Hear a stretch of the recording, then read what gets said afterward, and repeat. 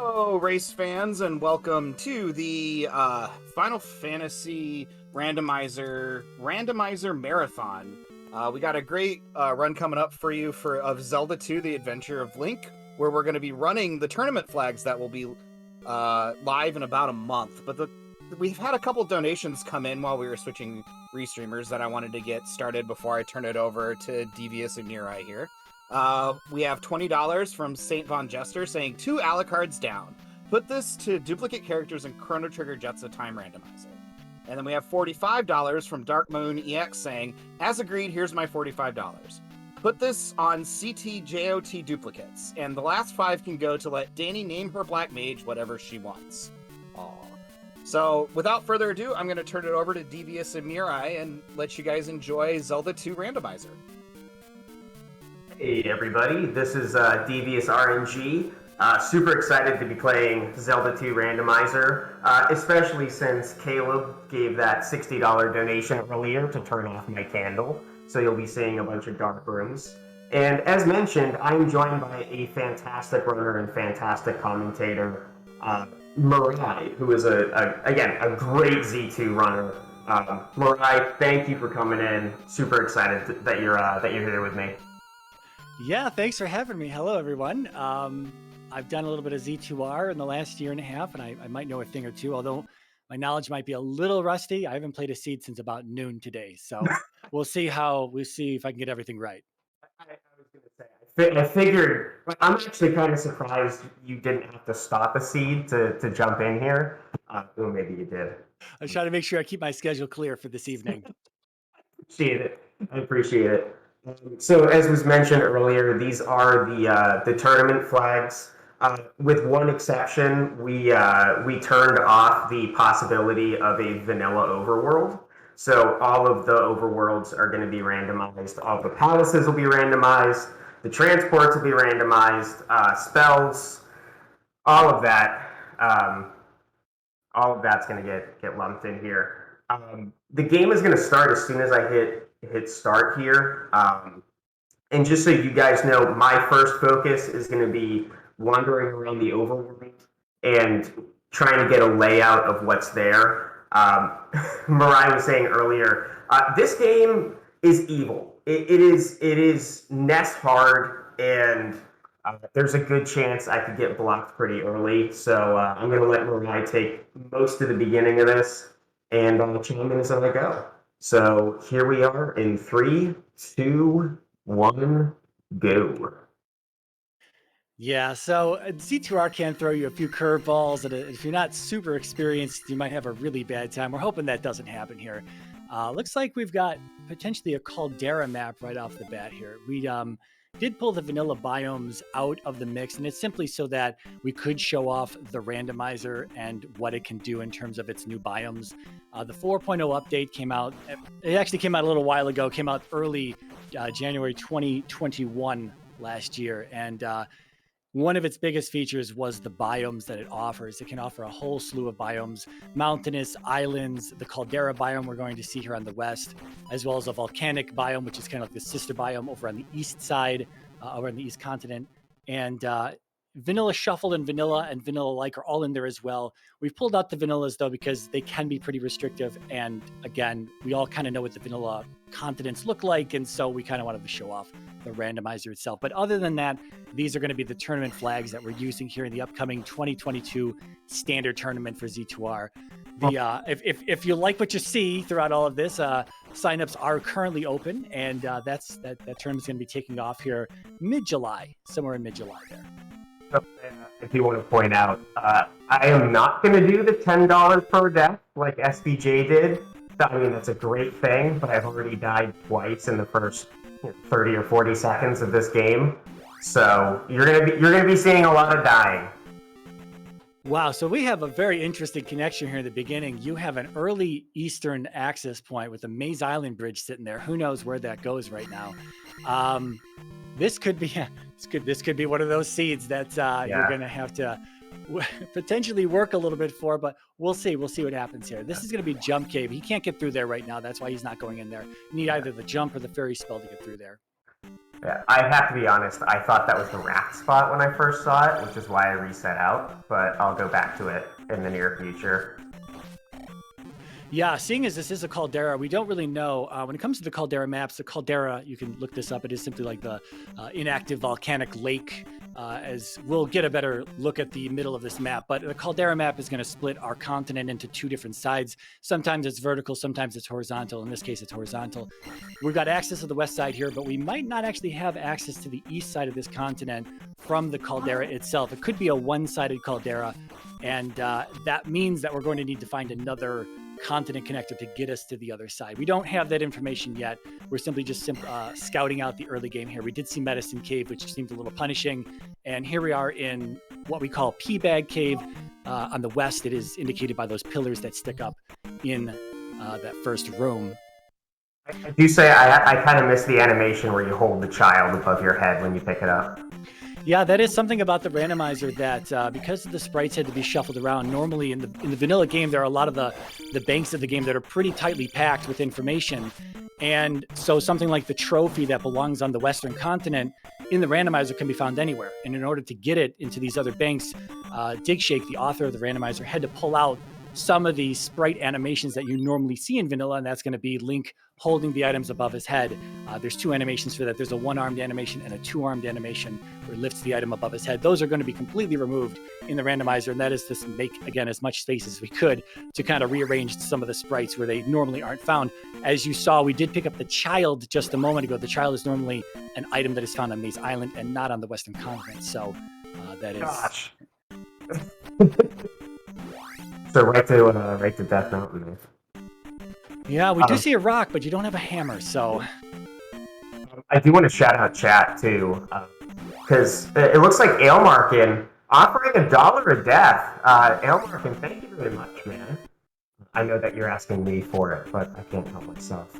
And yes, I do run the Samus sprite, and the reason that I run the Samus sprite, I've got a lot of... I play SMZ3, I play a lot of Super Metroid, Link to the Past. And when I saw that there was a Samus sprite, I couldn't help myself. Yeah, the randomizer has a lot of different sprites that are built into it. Samus, the Metroid suit Samus, is one of those. In addition to that, you can pick the Crystallis protagonist. The Miria from Guardian Legend is in there. Some of the other sprites directly from the game, like Bagoo or Error, is in there. There's the townsfolk are in there. There's some custom sprites that people have added over the years. There's a Winter Solstice Z2 hack that has a hoodie-wearing Link, who is also available in the randomizer program itself. But you can, of course, just apply any IPS patch. If you do have a fancy sprite to replace Link with, you can replace it with just any standard IPS patch. It looks like I've got basically just these two item caves here. Oh, you know what? There was that pass-through, but that needed jump, didn't it?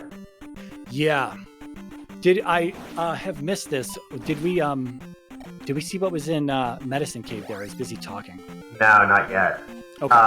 Yeah, I just cleared Teabag Cave and haven't seen Medicine Cave. It looks like jump's gonna go over to the middle part of the caldera. So apparently I just need to get good at this game somehow. Yeah, it might be another life level and then potentially a body and run. Yeah, I think, you know what, that's not a bad idea to try to deboost off of these, yeah. Come on. Well, the lag is real. I see a red Dyra in there. I saw an axe. Is he really? Yeah. That's always fun to run into these in the dark.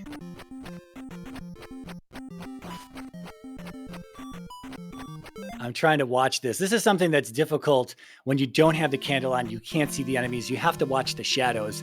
And if you're a newer runner, anyone who's watching this from the outside is not familiar with Zelda 2, you're going to be looking at this and you're going to say, how do these people know what they're looking at? Well, every shadow, every enemy has a unique animation that it has for its shadow that crawls along the floor there.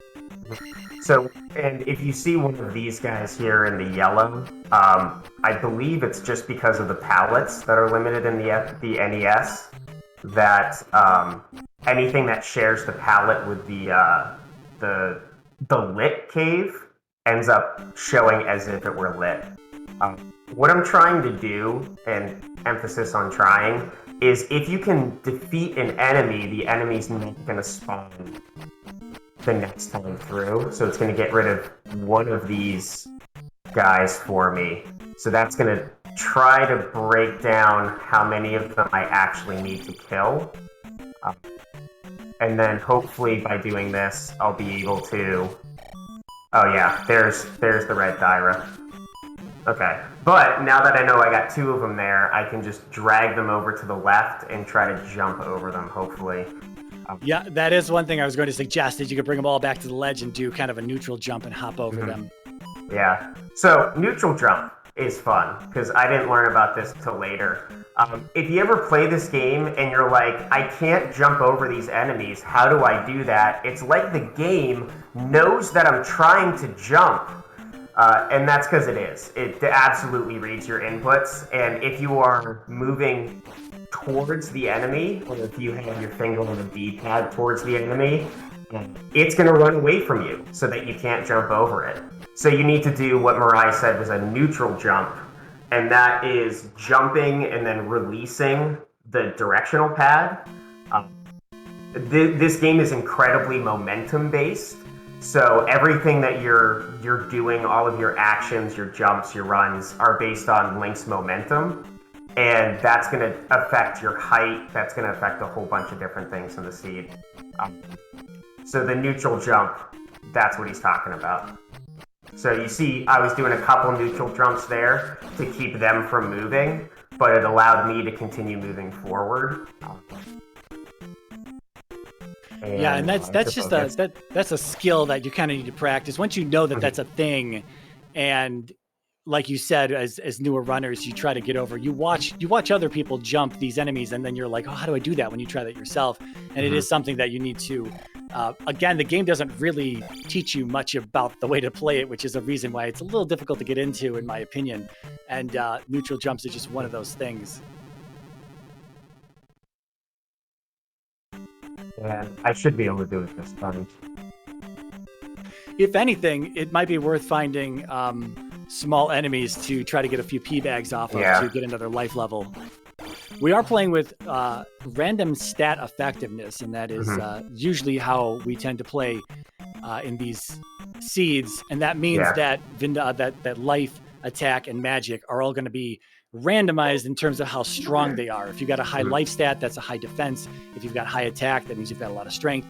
And of course, if you've got, it's actually flipped for magic. So magic would be, if it's effective, it would mean that you have a low magic cost. We don't really know how well the effectiveness is here in the seeding to get some more magic and get some more levels. But, you know, fairy could cost 50 something all the way through magic 7, or it could fall down to the 20s by magic 3.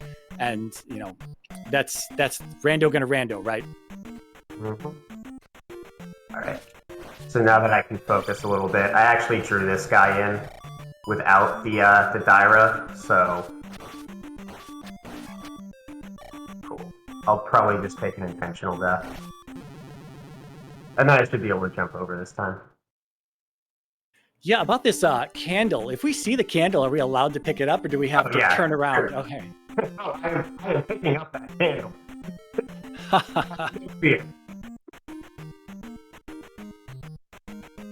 Well, and you can see that skull, that skull-looking enemy that just popped up. So in some of these levels, some of these rooms, about halfway across the bridge, you're gonna see.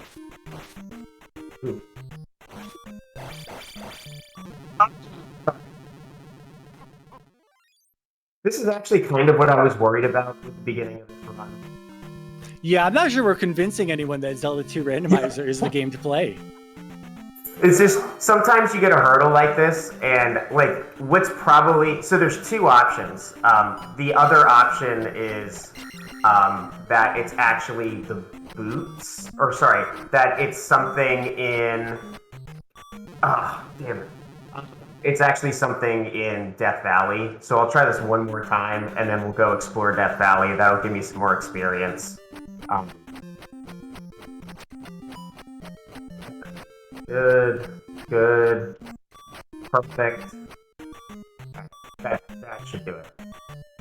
Yeah, that was nice. You got hit by the bubble instead of the axe from the Dyra, which allowed you to iframe through that axe. Yeah, and then I think these guys are not that bad. All you gotta do, they're going to hit you with the axe, so you just run right into them. And then when you hit them, they're gonna knock back. You can see the big issue here is another one. And there's a red diamond. So we're gonna go break off and do Death Mountain. This is too perfect. Oh no. This is like, to be fair, it's normally not like this, and this is something that is really kind of difficult to control for. You can't pick the enemy sets that you're going to run into on the Western continent here. It's going to be mixed with anything that's found in Death Mountain as well. The only flag that may change this behavior a little bit is a flag that's called Mixed Large and Small Enemies. We do have it enabled, but as the wiki from the randomizer points out, it is not a setting that is recommended for any newer runners or anything like that. It can be a very punishing setting. And so you can run into many of the large enemies that will replace the small enemies. So the little bits and the bots, the bouncy cats, the mews that are on the floor, any of those can be replaced by large enemies. And then all of a sudden you've got a cave that's packed with a bunch of nonsense. And especially without the candle, this is what this can be. Yeah, sometimes it takes something that's kind of trivial, or a room that could be trivial, and turns it into something that's much, much worse. Like this. Because like normally when you see something like that, it's pretty easy to time your movement off of the like when the boomerangs are coming in. But when you can't see the boomerangs because of the dark, then it gets a little bit more difficult. But there's going to be some higher experience enemies that are here. Also, we have a bunch of random drops on, which is different from last year. So the oh, there we go. Come on, teabag. I'll take the life. So our goal really is to just get to that 230 experience to get the extra. To get the extra, what's it called? Attack. But again, easier said than done sometimes. Yeah, like I said, if it gets to the point where you just need another level, sometimes it's worth to just try to grind these overworld encounters. Stick by a town, keep healing yourself up in case of any extra bops or anything like that. Mm-hmm. I always tell that to new runners as well who are stepping into this, because you can run into these types of seeds, and like I said, it's difficult to control for this. And you'll watch, top runners, really good runners that are in C2R, and they won't grind at all. And obviously, the less you're grinding, the more time you're saving overall. But I do tell any new runner that if you feel you need to grind, you should definitely grind, because it's going to make your life a whole lot easier overall. Yep. So what we're... No, I was going to say Devious last year. We had round robin set up in the beginning, and Devious crushed it. He got 3 wins. Not expect. I'm hoping to get just one. Got 3 wins. Moved on to the bracket stage. He was completely out of his league at that point. But still, I mean, well, still made it. I think it was Animus United. I lost to first, and then got Rose City Saint for round 2. So, it's a rough tournament, but I absolutely enjoyed it, and great people in the Z2R community. Yeah, it's a small, tight-knit community, and it can be difficult to kind of break into in terms of skills. Some of the top runners are really, really good. You got to put in a lot of time and effort into being able to play with the big kids. Mm-hmm. And that's an example. That right there is an example of needing to have that.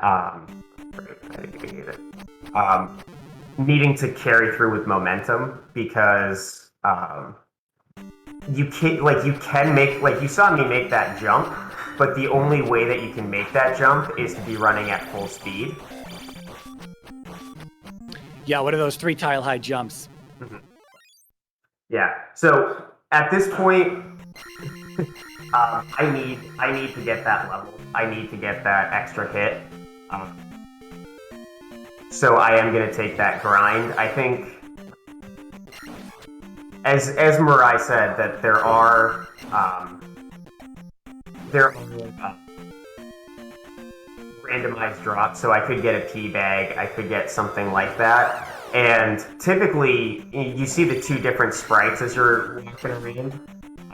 Normally, what you're going to see is either a little like circular enemy or a big beefy enemy.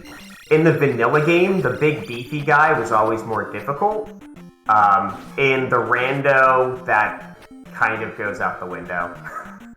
Yeah, that doesn't have to exactly. It doesn't have to be either. The small enemy encounter can definitely be the more difficult one, especially with the mixed large and small enemy flag enabled. Mm-hmm. Now, the other thing is, like, as you get through, you learn that, like, enemies that take one hit could end up giving you something like 50 experience points, where someone who takes 10 hits could give you 5. It is very dependent on your seed.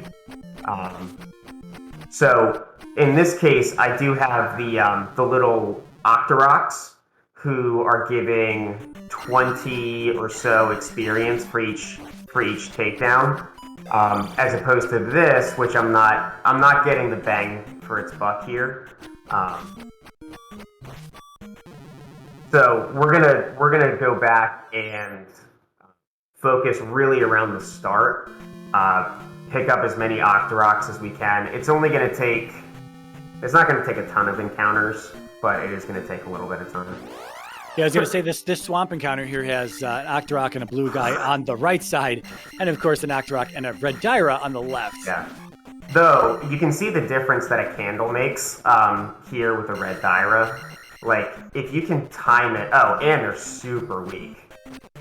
Normally, a red Dyra at level 2 or 3 health is going to take, one hit, maybe 2 to take you out. And it could give upwards of 200, 300 experience. So if it's got a low enough hit count, then it's actually kind of worth farming. But at level 1, do you know what the hit range is for the red Dyra at level 1? All of that is going to be randomized. Yeah. Oh, I didn't know if there was like a base hit point. Something like that. That is actually where my vanilla knowledge would fail me here, because with the mob health, especially with the mob health being randomized and the life effectiveness being randomized, and the attack being randomized, I'm simply a rando player. There's a lot of stuff I don't know about vanilla, like how many hits normally like bosses take at certain attack levels. There are plenty of people that do know that in the rando community, but that's the one thing is I don't do a lot of vanilla at all. I simply was a blank slate when I walked into the randomizer community, and I learned the randomizer just for the randomizer. Yeah. And there's a lot of that base knowledge that I don't specifically have.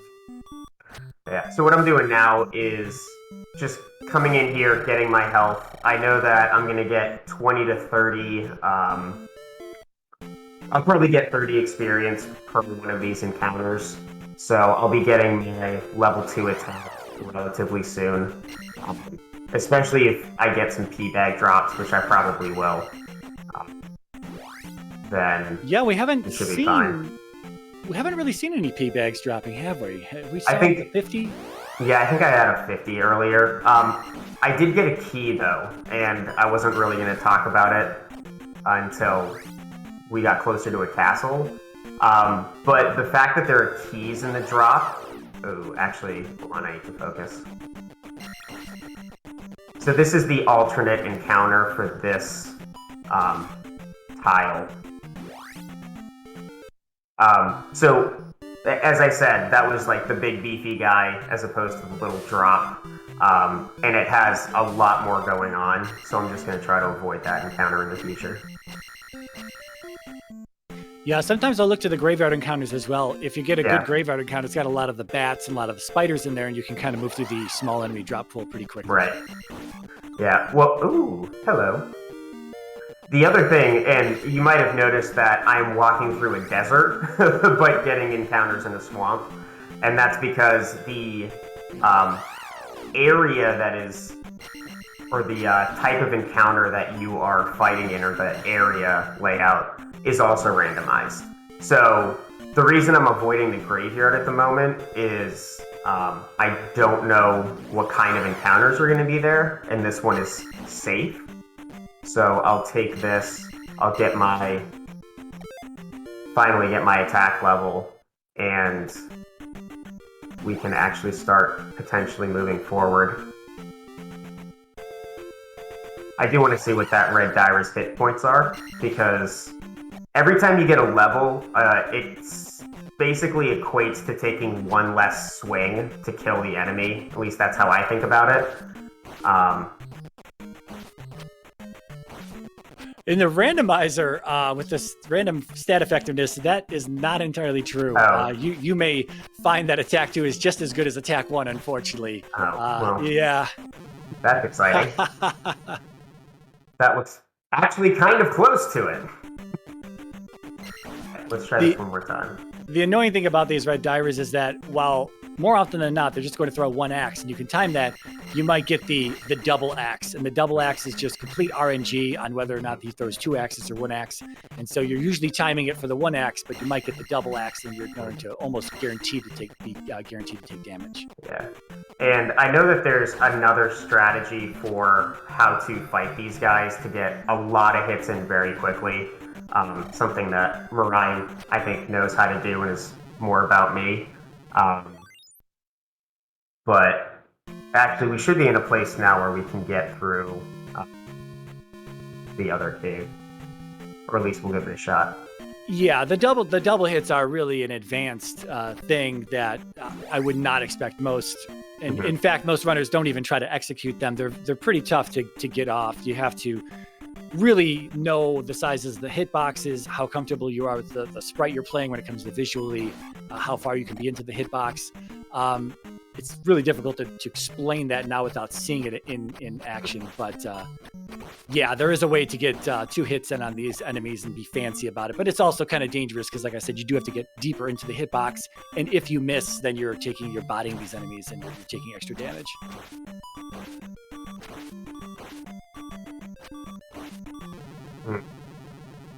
So I should be able to get over the sprite this time, and then hopefully we'll get this item, and hopefully it will be boots, because if it's boots, then we have things that we can do. Or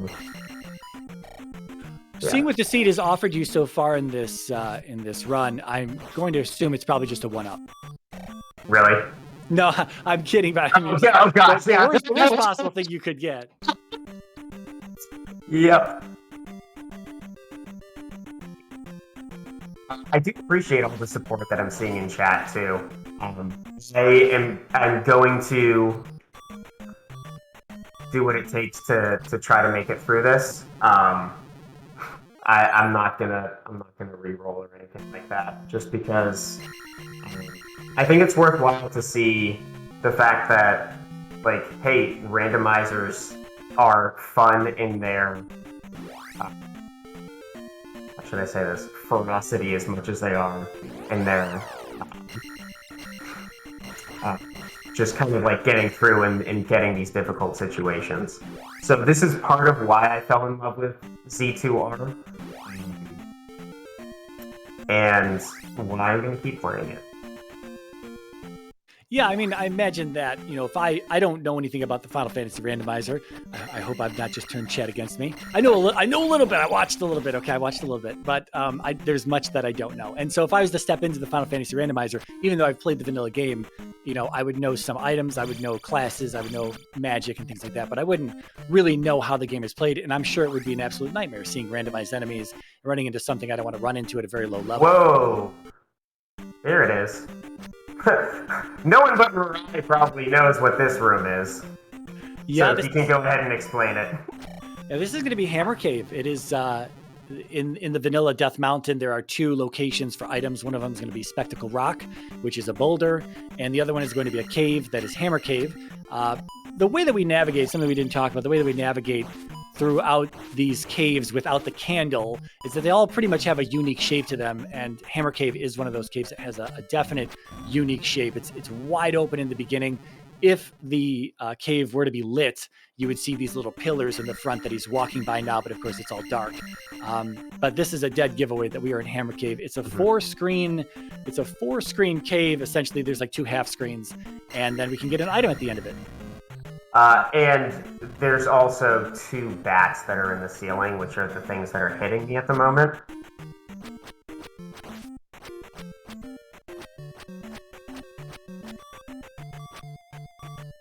And if anyone would like to blame someone for this particular seed, go ahead, blame Rafe Hates Caleb, R-A-F-E Hates Caleb, for donating $60 for this no candle run.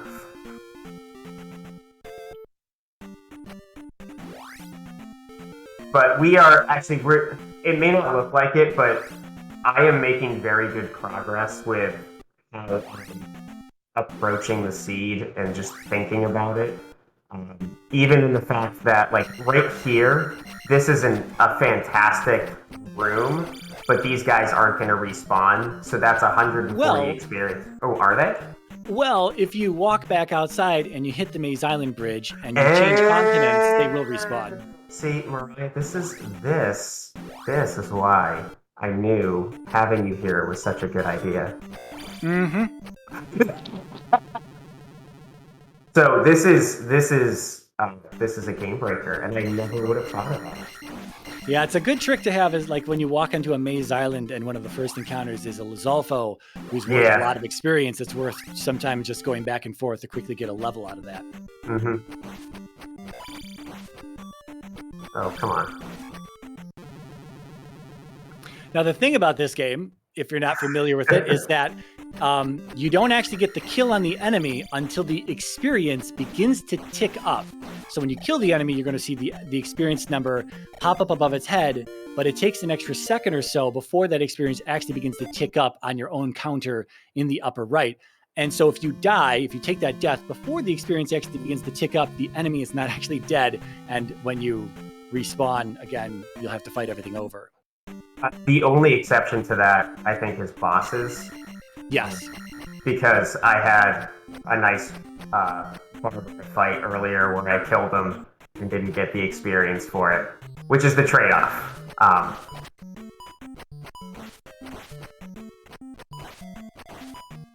I'm trying to figure out how great this attack 2 is, and it looks pretty mediocre. Yeah. So what I'm doing now is, because I have that life 4, and again, everything's randomized, now we don't know how much more or less damage I'm going to take from these enemies.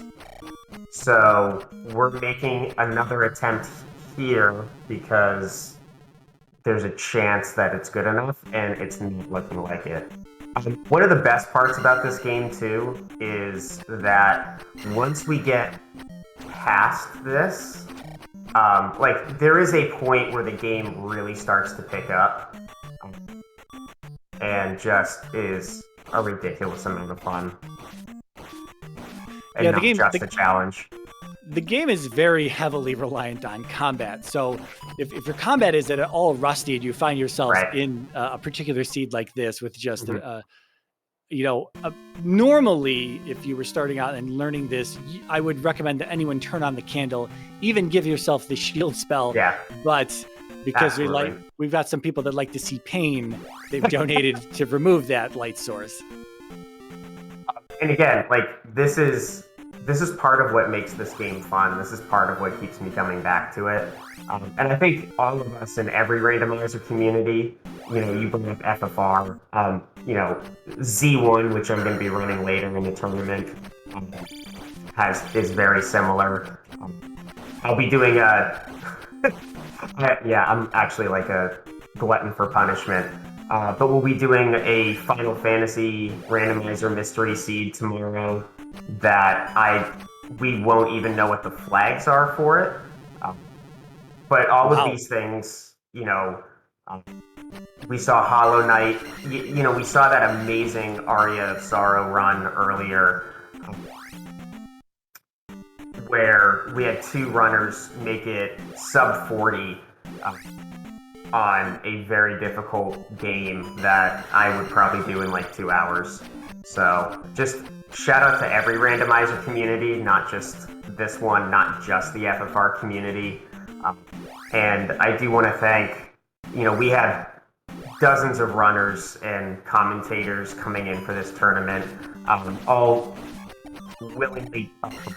Yes! There it is. I was just about to comment. I wasn't even want to cut you off, but man, you were killing a lot of enemies, and I'm thinking, man, this is a perfect combo platter of terribleness across the board. You've got mediocre experience. We're not getting good P bags. You've got this nightmarish start where you're forced to the east. You're into Death Mountain or into a very terrible medicine cave. It's just this whole lineup, which is just perfect for a live stream to show off the game. And I'm thinking, man, we're not even getting any P bags from these enemies. Finally, one has dropped. That was worth more than chump change. Yeah. Well, and again, we don't know. Thanks, Will Bloodworth. I look forward to your run tonight, by the way.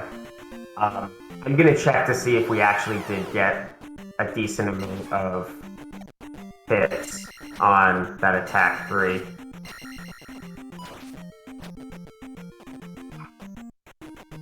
He went on the screen, so I have to go. Yeah, they fall off the edge of the earth at that point. Yeah. Thank you, Ale. Yes, and by the way, in case you are wondering, Ale, I did roll this seed. So I did do this to myself. Yeah, I'm not getting blamed for this at all. Oh, that. Okay. So you can already see right there, I put at least that many hits in a number of times going through these areas. So it seems like that was at least 2 or 3 hits easy from that one attack up. Yeah, and it'll be interesting to see how soon we get the fairy spell or the jump spell, because you sometimes once again, just everything in the seed has been so perfect to be terrible. I do wonder if the seed is also gonna punish you with keeping down stab away from you for an extended period of time. So look at the difference in going through that room. I mean, this is 35 minutes in that I've been trying to dive in here. Never being able to defeat any of these guys and get through. And I just kind of man-moded and bull rushed my way through 3 of them. And so now we get to the point where we can cash in on the experience, we can cash in on some of the knowledge that we have, and the game's going to really start to pick up here. I am dying to see what is at the end of this cave at this point. I am too. It's going to be that one up, though. Though I will say, if it's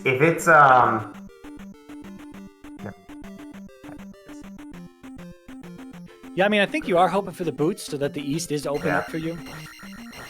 Ha! Magic container. Oh well.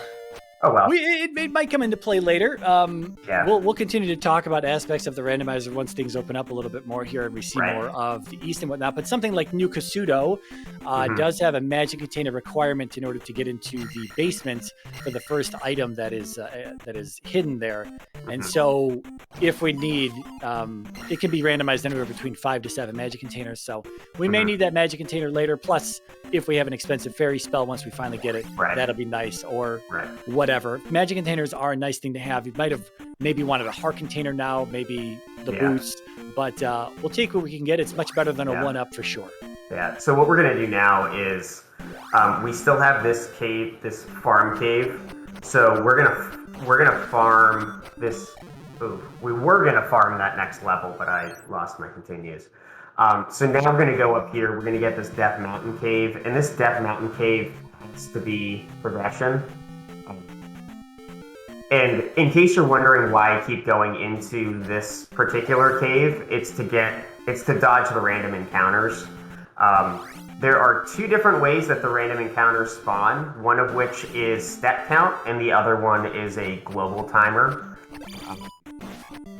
And so if I step into a cave and leave, then I'm definitely going to avoid the encounter that's coming my way, instead of just hoping that I dodge it. So that's the goal. While we're grinding, do you mind if I plug some? Yeah, go for it. Awesome. So I wanted to remind everybody here that we are here to support the Liam Foundation. 100% of the proceeds from the marathon go to benefit the Liam Foundation, whose mission is to encourage, assist, heal, and empower our LGBTQIA plus community through respect, advocacy, and passionate hearts to promote thriving in society. Work at the Liam Foundation started in 2015 when founder Phyllis Gallisant's son, Liam, came out as transgender. After Liam passed away in 2018, Phyllis continued her work through paying for transgender teens' name changes and collecting small-scale donations for transgender causes. Today, the Liam Foundation continues its work in hosting monthly in-person meetups and online events through Facebook Live, sponsoring in-person regional events, and region in this case is around Rockford, Illinois, so that's just west of where I am. Such as the Steampunk Fairy Tale Queer Prom and Rockford Rage Roller Derby fundraiser, and maintaining the Rainbow Book, which is a directory of queer-friendly businesses and communities or community partners in Rockford. And it's kind of a really neat site if you go to the liamfoundation.org or liamfoundation.org, I believe. You can kind of see the book, and it shows some of the businesses around Rockford who have signed up to be listed in the book, and it's really great. So coming up after we've punished Devious enough here, we're going to switch over to PK Scramble and Earthbound Randomizer, and the naming incentive will be open for that for at least another hour or so. There's plenty of time to get your names in. If you don't want Ness to be called Pooh, I would suggest donating some money there. We also have the file name incentive for Majora's Mask coming up later, and then the incentive of $60 to enable the custom music for that. And I'm not even sure what kind of custom music we're talking about here, so I'd be interested to see that. But those are just some of the great those are just some of the great things that we have coming up here, and it does look like we've lost our video, but I promise that we will be back here as soon as we can with that. So let's see where we need to take ourselves. Okay. Yeah, Looks Devious, like... your game audio or game video's down. Oh, okay. It's back now. There we go. Okay, Yep. cool. It came back. Thank you, Darkman. Yeah, we're, Oh, it was a heart. Oh, we now have 5 life containers instead of 4. But I'll turn it back over to Devious, you and MiRai to continue on here. Thank you. Cool, thank you. So what you guys missed is after all of that work, we have basically another useless item in terms of progression. We got a heart container. So what that tells me is that Death Mountain has some other sort of transfer in it, like some. So there are. Actually, I'm going to focus. MiRai, if you can go through the types of transports you have between the 4 regions. Yeah, but I mean, before I do that, I mean, I'm not sure at this stage. I'm not sure I would call a heart a useless item. I mean, we could take that life away from you if you don't want it. No, please. I'm good. No, you did say in terms of progression, though. You did say that. Yeah. So when it comes to continent connectors, you've got if you know vanilla, and I'm going to keep repeating this throughout this run when it comes back to if you know vanilla, because everything is obviously based off of vanilla. So on the vanilla continents, you've got the western continent that you start on, and the ways that you can connect to 2 different areas. They're going to be the 2 Death Mountain connector caves that are on the western continent, one on the other side of Saria, the other one kind of a back entrance down in the southeast corner of the continent. And then there's the raft tile that sits next to Mito, and the raft is going to take you to the east, and the Maze Island Bridge is going to be sitting on the east, and it takes you to Maze Island. So that is what's going to connect you to the 4 continents in the game. And there are several flags that you can pick from in the randomizer. You can keep it vanilla like that. You can kind of shift up where they're positioned, and you can shift up where they deliver you to. Or you can use the flag anything goes, and that is that is what we're using here today. So what we saw so far is we saw one cave on the west that takes us to the east. From the east, we saw the Maze Island Bridge that takes us to Death Mountain. And from what we know now, we need to find either another cave. Well, I guess it's going to be a cave at this point because the only other connector is a raft tile, right? And we don't have a raft. So we're looking for a cave buried somewhere in these other 30 caves. I forget exactly how many caves are here in Death Mountain. I think it's in the high 20s, but yeah. So we're looking for a cave that kind of sticks out. Now, when it comes to these caves, here's another nice thing. If you used to play the randomizer previous to 4.0, Death Mountain was always there you go. Perfect. Oh, there it is. Back to the east, though. We're still on the east, it looks like. Yes. No, this is the west. Yeah. Oh, sorry, the east. Yeah, you said back to the east, but it's the west. It's the we are newly in the east. Is this we got a blue Lizalfo and a scorpion? Is this this is bad news here? Yes, this is very bad. But the deep. Okay. Well, at least we know where it is. It's in that upper left quadrant there. Yeah, this seed, man. This seed is great. This is all right, and I took the fire because it was probably lower damage. Do not go there again. I was hoping to have a few more signups after this display, but I think we might actually lose some runners. Yeah, I'm not doing that tournament. You crazy? What we desperately want is a palace, and the reason we desperately want a palace is because if we have a no, you have the child. You have the child. Oh, right. I have the child. I do that. There are hints on. Not to go do that. Make sure, yeah, because fairy. When it comes to, I'll come back to the cave thing. Were you? I forgot what you were. Did I? have the child. Oh, I forgot that I have the child. Yeah. Yeah, we found that like 30 minutes ago. We did. We found that a long time ago. We've been playing daycare since then. Oh God, that's the kind of things that I do. Yeah, go ahead on what fairy does, and let's see if that magic container is important.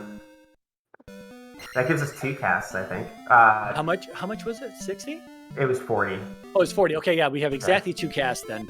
We have the magic containers at the top. The containers for both life and magic at the top are going to be 16 each. And so with 5 containers, 5 times 16, that does give us 80 magic and, of course, 80 health. It's fairy costing 40. That's 2 casts of fairy, which is nice. So when it comes to the randomizer and its logic, it doesn't expect you to be in a palace until you either have the fairy spell or the magic key. You can go out of logic if there are keys in the drop pool and they seem to be kind of in abundance. You're more than welcome to go into a palace out of logic, but it is completely on you as a runner. Otherwise, the randomizer will always give you access to either fairy and or the magic key before you're ever expected to be in a palace. So now that we have fairy and we have 2 casts of it, we're in pretty good shape. And as you said, that magic container gave us our 2nd cast, because otherwise we'd be stuck to 1. And this will allow you to escape any kind of nasty encounters that you encounter here on the east, and because the east can be filled with these types of things. Oh, that's not what I want to see. Ooh, a palace. Let's see what it is. It doesn't matter what it is. We're happy to see a palace. Ooh, it's one. I was going to say, before you up an A, I would probably just dig into the palace a little bit, see if you can get at least that 80 experience. Mm-hmm. Oh, by the way, if you're playing Final Fantasy and you decide to play Zelda 2 Randomizer, make sure you turn off your soft and hard resets, because otherwise you completely erase your game. So don't do that. So as you just saw, Devious, he did open up the start menu and he did what we call an up and A. Normally that's done in the vanilla game on controller 2 when you pause the game, either in the overworld or in a palace, or any side screen for that matter. And you hold down, you press up and A together, it will automatically send you to what is essentially the game over screen where you can choose to continue or save your game. And in the vanilla game, everywhere you up an A, you're going to be sent back to the very start of the game. That's the same as when you die as well. But in the randomizer, there's a flag that allows you to restart at the palace if you're in a palace. So that's why we like to look for palaces when you're low on health, low on lives, and you just want to get to a safe spot. It's kind of like getting to a little kind of supply port and just up and A-ing, getting your lives back, getting your health back. And that's why we look for these little points to get us through these more difficult continents in these areas. Looks like that was a loop from the bottom right to the middle left there. Yeah, now we're in palaces, so we're gonna get a chance to see all the loops. You had your practice seed yesterday. You had a pretty crazy P6 that had a bunch of duplicate rooms that all looked the same, and they were close together. And this seems to be your luck. This seems to be your luck here. Well, there's a reason that I changed my name to Devious RNG, because I keep getting pretty nasty RNG when I roll these things. That's the actual item, isn't it? That is the item.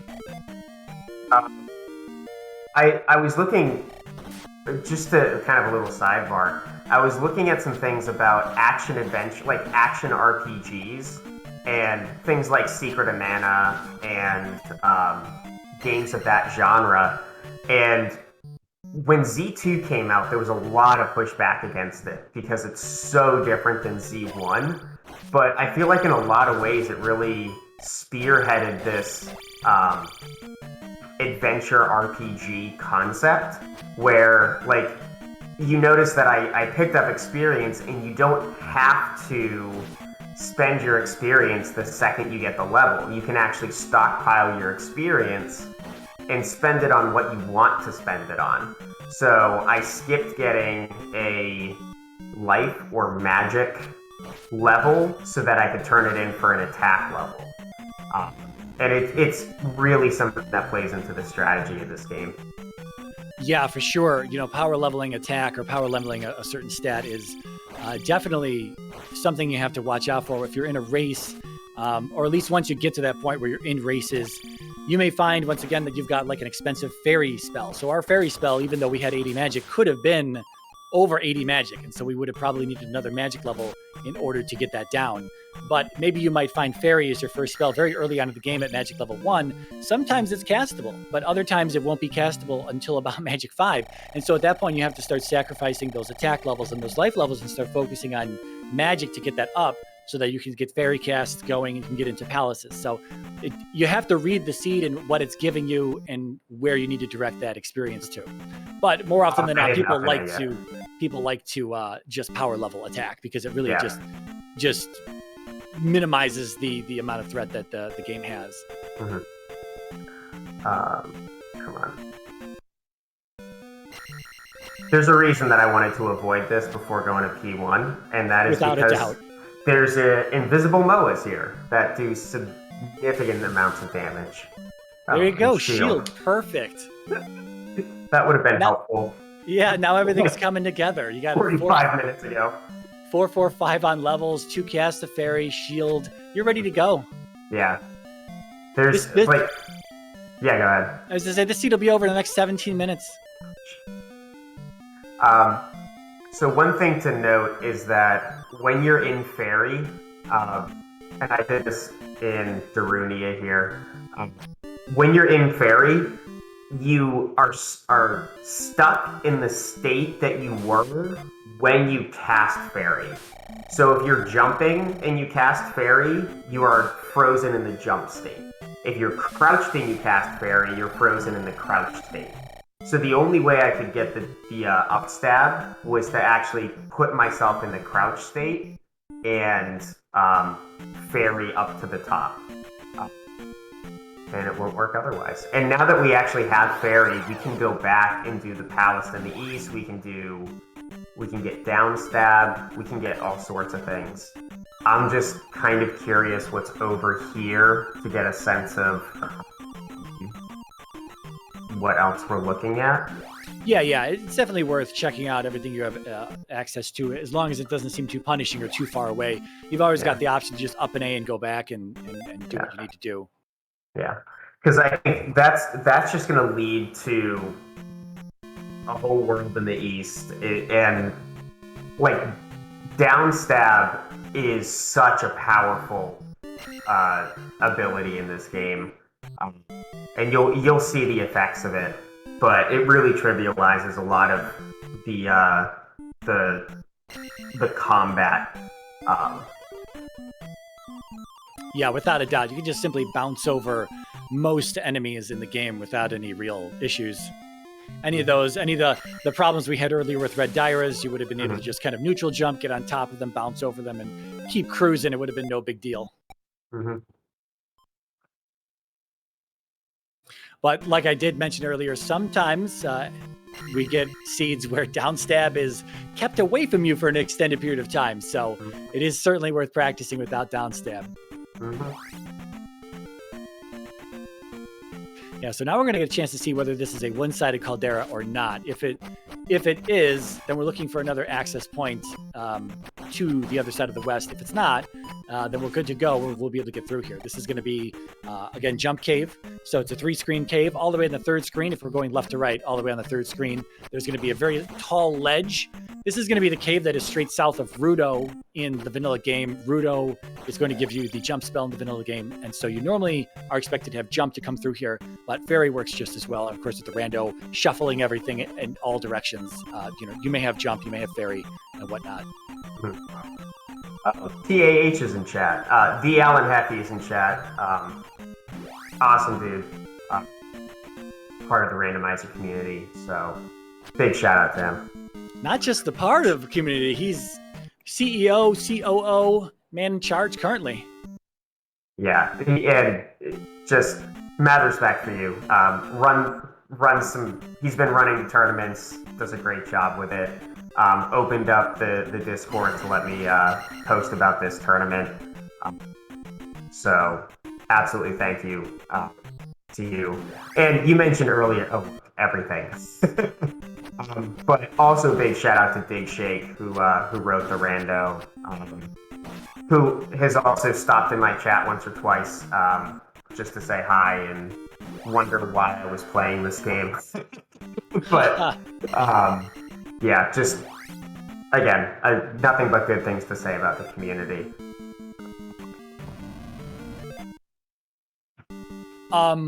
So I missed it. Which palace was in the caldera? We did a quick up and A in there, but I didn't catch it. What was it? Oh, it was 5. Okay. So that's why. And then we just saw 4 just a moment ago. We know that's 4 because of the MOA on the outside. It's the only palace that has an enemy flying on the outside of it there. Yeah. And the way I knew that it was Palace 5. So, 1 and 4, 2 and 5, 3 and 6, they have the same column statue, if you look at the top of the column. And the way I knew it was 5 and not 2 is I hit the little statue in front and did not get a red jar. So if I get the red jar, then it is Palace 2. If you don't get the red jar, it's Palace 5. Yeah, and the thing about Palace 2 as well is that it is a guaranteed jar. Some of the other statues for 3 and 6, they're going to give you a 50-50 jar or red iron knuckle. Yeah, and we still have 4 caves that can give us items here in the west. So I'm going to see if I can pick one of those out before going back and trying to dive 5 or even do a cheeky 4 dive. Nope. Did we see the grass tile earlier? I don't think so. I the grass tile was in the. I go back and keep the seed that I rolled just to check audio earlier. Okay, yeah. Yeah, so we saw medicine, we saw Peabag Cave, we've got trophy, magic container cave, and heart container cave, and the grass tile. So those 4 locations left on this side here. And the way that you know that this cave is an item cave and not the pass-through cave is there's an enemy in the first section when you walk into the room. There is a, I don't know if I'd call it a bug or a feature. I don't actually know if it affects the vanilla version of the game, but if you clear out the enemies in Fairy Cave, which shares this room right here, if you clear out the enemies in Fairy Cave, they will be cleared out in Heart Container Cave, so it is something to watch out for. See, we're all learning. Why are there... This is 2. Did I not... Oh, you know what? This is the 3rd palace over here on the west. There's 3 palaces in the west, 3 in the east, and 1 in Maze Island, and we have a hard glove required. Good old glove block. Thundertown. We definitely want to know where this is. So we did turn on community hints for this particular flag set for the tournament flags, and or not community hints, but helpful hints. So any NPC that you see in a town that is standing still, that is standing still could give you a hint. In the maze lies the candle. Perfect. Death Mountain. We're gonna need that. We're gonna need that raft to go to the maze. Yeah. Maybe. Yes. We will. Yeah, I think we have to. We've got some hammer blocked caves as well. It looks like so. We might need the hammer to get into some of these caves. What that is. So we have grass tile, and then probably the trophy cave is hidden behind one of those. It's one. Good But old we did one get up. we did get the flute, which means that we're able to get through the bridge in the east. That's true. We did see that flute block. This was The River Devil, if anyone remembers, the River Devil was shuffled to be on a bridge, actually doing what he was supposed to be doing in this seed. Of course, with everything else the seed is thrown at you, the River Devil is actually blocking something. Go east to find the heart.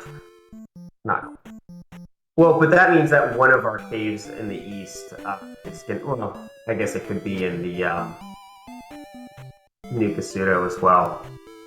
Yeah, east is going to be Water Tile, Desert Tile, the 2 P-Bag caves from Vanilla, and then the 2 locations in Nukasudo. Yeah. Well, and we jumped on a couple desert tiles when we were over in the east, but they're not the quote-unquote desert tile. The actual incentivized desert tile... Oh, I already got the hint in this town.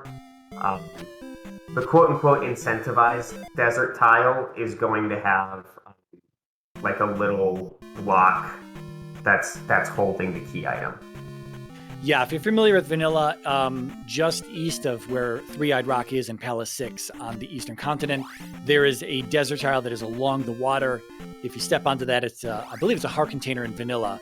Of course, it's going to be shuffled to be anything here in the randomizer, but that is the specific desert tile we're looking for. And with this flag set, you're seeing that some of those tiles that we could walk on, the swamp tiles, the forest tiles, some of those are sticking out like a sore thumb. That is part of the flag set that we're running. It does make those stick out like a sore thumb. There is a flag to change that to make those tiles blend in with the surrounding terrain, making them a little bit more difficult to find. And in that case, the desert tile and the water tiles stick out like sore thumbs and everything else blends in. But for the flag set we're using, makes everything kind of look the same. So like you said, on the east, there's 3 or 4 desert tiles. One of them is really the only one we're looking for, but we still have yet to find it. And it should be this right here. Cool. And then the River Devil should be here. You know, I take that back. The River Devil might not be blocking something. Well, he might be. Well, that might be... I think it's Pseudo right there. Nope. I was going to say, I wasn't sure if this was going to connect up north, but it doesn't. You're right. This could be Nukasudo and the other forest tile here. But otherwise, you had that pass-through cave that went north, and we didn't take it, I don't think. Oh, there was a... Yeah, but it was a bridge, and I died on the bridge. Oh, okay. Nope, not this either.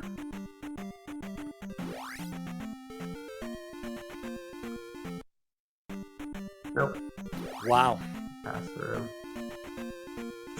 Okay, well, password it is. Yeah, I didn't see where this one's going to spit you out. I think this one might spit you out right by that other pass-through on the other side of the bridge. It saves you a little bit of time walking back. Yeah. What I was talking about back in Death Mountain, when we were talking about caves and whatnot and looking around for the connector cave that you found, when it comes to these pass-through caves, there is a flag that changes their behavior. If you played previous to 4.0, the caves took you in any direction. They did not have to take you in the direction they were pointing. But there is a flag that changes that behavior, and it's a flag we tend to leave on these days because it makes pass-throughs a bit more sane. Yeah, a bit more sane, especially when it comes to something like Death Mountain, where the caves could, in the past, have led anywhere whatsoever, and they didn't have to lead. They didn't have to make any sense in the way that they connected, which made Death Mountain, I think it's an absolute nightmare, but some of the other runners, that's what they're used to. And, it's the equivalent of walking uphill both directions in 3 feet of snow, with no shoes on. That's back in the day kind of stuff. So I don't want to take that away from them. It's just that type of stuff today, when you're going for speed, you're looking around at a bunch of different caves and you have to really map out the entirety of Death Mountain at times. That becomes really, I can imagine that can become really frustrating really quickly. Yeah. We have another desert tile. I'm going to take this. I'll probably do some encounter manip later. But this is pretty safe, even though it's a little bit slower. Yeah, the Wilson encounters are pretty easy. Yeah. And that is going to give us... that's going to give us Thunder, which is a required spell to beat the game. Yeah, in this flag set, we do have a required Thunderbird. Not always the case, though. In our Max Rando tournaments, Thunderbird's requirement is he's in the palace, but he's not necessarily in the way to Darklink. And that's a pretty good hint. Yeah. Ooh, and a low roll on the magic container requirement. Yeah, so I was talking about this earlier. Oh, there you go. Yes. That's what we've been looking for all seed. This first house right here with this woman, she can, in vanilla, she needs 7 magic containers, but in the randomizer, we do have a flag that randomizes that number between 5 to 7 magic containers. It seems to have rolled on the low end this time, so only 5 magic containers to get into the basement. Same thing with, again, if you're familiar with vanilla, when it comes to the eastern towns, you do need 5, 6, 7, and 8 magic containers, respectively, for Naburu, Darunia, New Kasuto, and Old Kasuto. But we do have that flag disabled, so we're able to just walk around on the east and pick up any of the spells that we need to without having to worry about having enough magic containers. But again, that is something you can turn back on if you so desire. And for those of you who like Uter, Ocarina of Time, Legends of Zelda Ocarina of Time, all of the medallion, and the hammer, all of the medallion holding spirits are named after the towns in C2. So that's why you hear Darunia, Samaria, Kasuto, all of those. So a little fact for y'all. Yeah, some nice finds here in New Kasuto. That's not always the case. Sometimes, Randomizer shuffles everything around, and sometimes New Kasuto's completely worthless. But pretty rewarding here in this seed. Took a little bit to get to, but this is going to open up the east. We do have water here on the east that we can walk around on. Again, not always the case when it comes to the randomizer. Yet another flag that we have that will change the behavior of the boots and how useful they are. But we're not playing with that flag here today. Yeah, so this isn't actually an island's east. It is a vanilla-like east. When it comes to vanilla continents, they tend to be kind of segmented. So on the west, you've essentially got 3 segments for up by North Palace, down by Saria and the Lost Woods, and then over by Mido. Those are the 3 segments of the west. The same goes for the east. You've got the Darunia section in the north. You've got the Naburu section in the middle with the Ocean Palace as well in there. And then down in the south is Three-Eyed Rock, Palace 6, that area down there. And then Death Valley is kind of always its own thing. So when it comes to a vanilla-like continent, even though we pulled out vanilla in the seed, we can still get vanilla-like. We're just not going to get straight vanilla continents. So when it comes to vanilla-like, it just means we're going to see a handful of segmented areas. throughout. Not nearly as much as a mountainous biome, but yeah, it's a little difficult to explain without seeing these side by sides. I don't have any slides to show everyone, so you just have to take my word for it here. But yeah, my encounter nips are not doing what I wanted them to. we need a little fairy feet. Have you been practicing your fairy feet? Oh, you know what? I forgot. I was fairy feet in Death Valley. I forgot that you can do it on these too. I think it's much easier to fairy feet on the right than it is on the left. I don't know about Yes, you. there's a visual where the fairy gets cut off a portion and you kind of know you're in the right spot. On the left, not so much. Yeah. But what it does is essentially it's kind of like screen wrapping in Z1. At least we have the flute. Yeah, that is a guaranteed palace here. That's going to be GP flute blocked here. And again, that is not always the case when it comes to the randomizer. You can turn on or off 3-odd rock and the forest tile. Once again, if you're familiar with vanilla, the town of New Kasuto is going to be locked behind a forest tile that requires the hammer. And in the randomizer, you can turn those on and off. And we have those set to random, which means if we see them, they're going to be a palace or town respectively. And you can add on top of that a shuffle of what's hidden behind these. It gets a little complicated and convoluted, but we have what I would consider the easier flags turned on, that if we see the 3-odd rock, that we know 100% it is a palace, and we definitely need a flute at that point. Sometimes in max rando flag sets, the 3-eyed rock may be there, but it may actually just be a useless cave. It may just be a swamp encounter. It may be nothing important. So you can get trolled in those seeds. Mm-hmm. All right, here's the other item cave. MiRai, do you remember seeing the water tile? I do. Okay. Was it like close to the beginning of the east? It was over by the palace that you were, the 2 towns and the palace that Okay, you were gotcha. over on very early on. Gotcha. I guess that was P1. Yeah, that was P1. Yeah.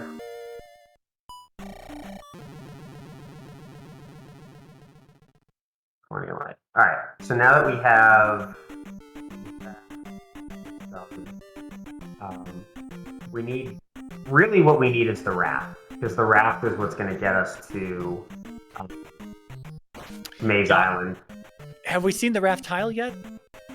No, we haven't seen that either. Okay. Well, we have a few new tools, right? We've got the boots and we have the hammer. The hammer is going to open up. Are all of our remaining item caves on the west hammer block? I think they may be. So we're going to have to check in there for potential raft locations. We also have the boots, which is going to make that much easier. Well, which is going to make the edge of Death Mountain is a potential place to check for that raft tile. Just hitting the coast. You saw the coast very early on. You went through that one pass-through cave very early on, and you got spit out on the coast immediately, and you were like, yeah, I got to go back. And if you had the boots, you can go up and down the coast. It's a very easy, quick check to do. But then again, we may have a raft tile kind of hidden around here somewhere. Raft tiles in the game, they're always going to be attached to a border on the continent somewhere. You're not going to get trolled where a raft tile is like in the middle of a biome. Raft tiles, Maze Island bridges, they're always at the edges. There's only one weird exception in Death Mountain where Maze Island bridges can be in some really weird spots and they can really be camouflaged quite well. But that's something you'll run into if you just play a bunch of seeds. That's actually a really good life spell.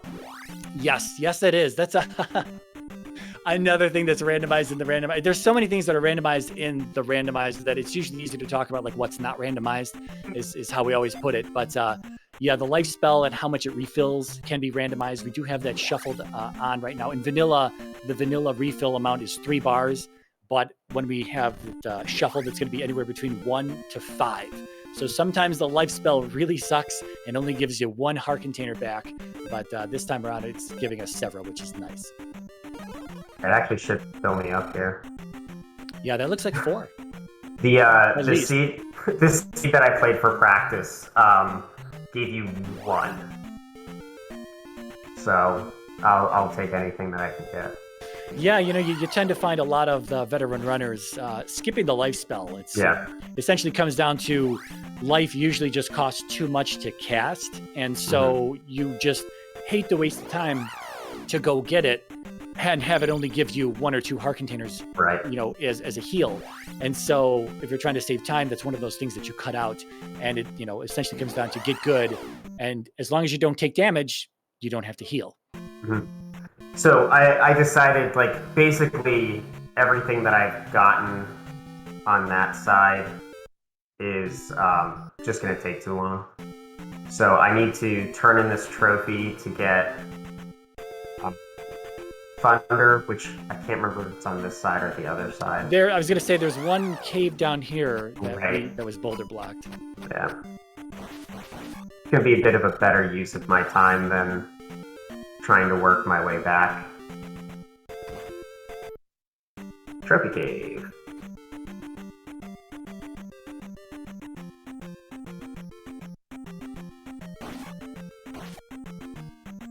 Yeah, that moa right there. Oh, there you go. There it is. There it is. So it's not fully go, but it's quasi, because we know that the glove is at Maze Island, and the raft is going to lead us to the glove. Yeah, you're essentially in world is fully accessible mode. Yeah. And because we already saw that immediate glove block in P2, we know we need the glove to at least open up P2. It may be the only palace out of all the palaces that has a glove block like that. Something else that the randomizer can do is it can keep the blocking rooms vanilla, and I don't exactly know which blocking rooms appear where exactly, but that's one of those vanilla pieces of knowledge that I just don't have. But I think doesn't it limit the rooms to, I think there's only certain palaces that have glove blocks in them, and it limits the possible glove blocks to those particular palaces, whatever they may be. Yeah, and the same thing with the fairy blocks as well. There's a fairy block in the Vanilla Palace. I believe it's P5, and or also P6, I guess, when trying to get to Barba. There's a good chance I'll go back and get that that palace 236. Thank you. Again, the Allen happily everyone. Yeah, I was hoping someone would chime in and check, because this is again the vanilla stuff I don't know about too much. But the randomizer does have that option to keep it vanilla, so that you kind of can identify which palaces will always be open, or what blocks you can expect to find in a palace. Again, not necessarily going to be there, but if you're blocked and you need to find an item in a palace and you don't have the glove, you at least have the knowledge that if this flag is disabled and you've got vanilla blocking behavior, that you'll have at least some palaces open to you. But we do have blocking rooms can appear in any palace, which means we will see glove and or fairy blocks anywhere. Sometimes they're doubled up. Sometimes they're completely non-existent. Sometimes every palace will be completely accessible from start to finish without a glove block, without a fairy block at all.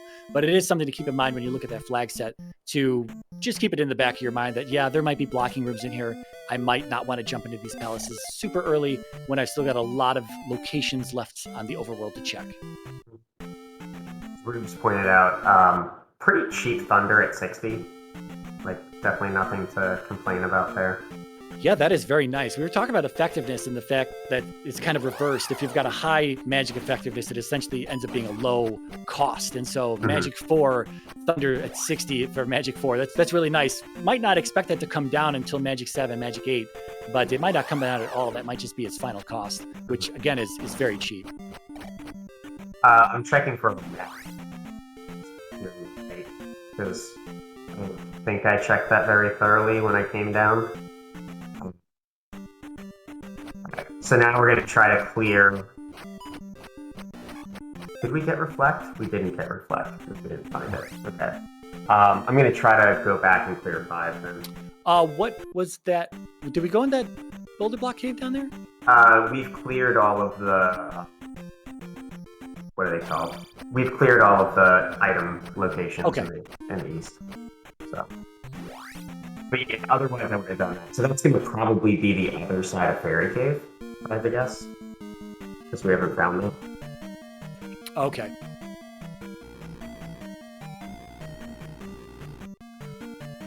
So, yeah, talk No, go about ahead. level 5, because level 5 is a thing. Well, level 5 can be, any of the palaces can be longer, they can be linear, but they don't have to be. Like, this could be Guma right here, it's not.